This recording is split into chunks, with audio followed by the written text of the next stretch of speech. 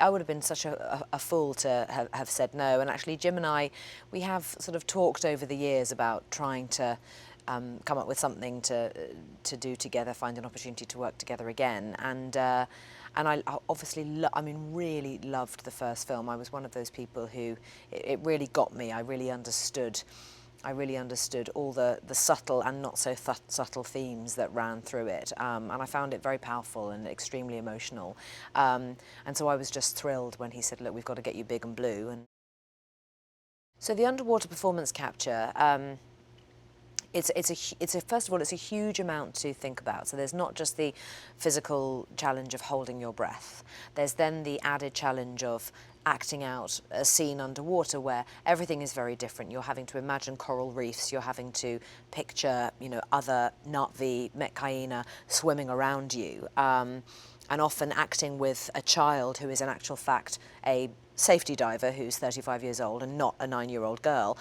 So there's that sort of added element too. Then you have the challenge of your movements are very, very different underwater. So rather than sort of sculling all the time or desperately trying to kick your legs to sort of stay in one place, finding that serenity and that calm, that's another thing. So there's all of that to take care of first. Then you have a wetsuit with motion capture bobbles all over you. Then you have a helmet and an arm with a GoPro sat in the front of it.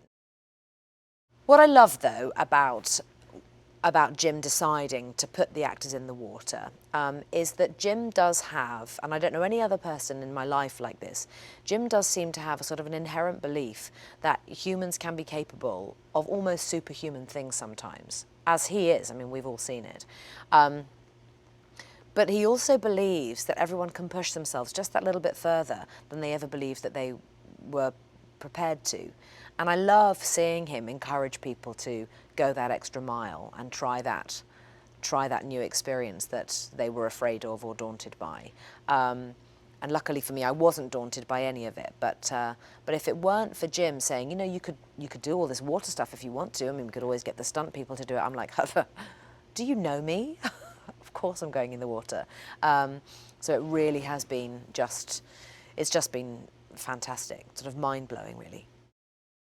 It is remarkable how much is being picked up in terms of your physical movements, and how, I mean, we walk in a particular way.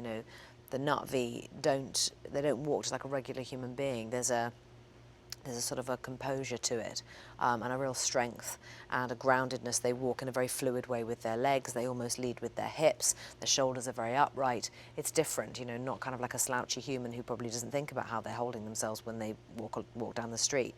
And the tiniest adjustments to that Na'vi gait, it's really, you see it immediately, the difference from one take to the next. I'd watch and I go, oh God, I forgot to do my walk, and then you correct it, and it makes the most enormous difference to the character. So learning to appreciate the subtleties of movement has been really great, actually. Yeah, really interesting.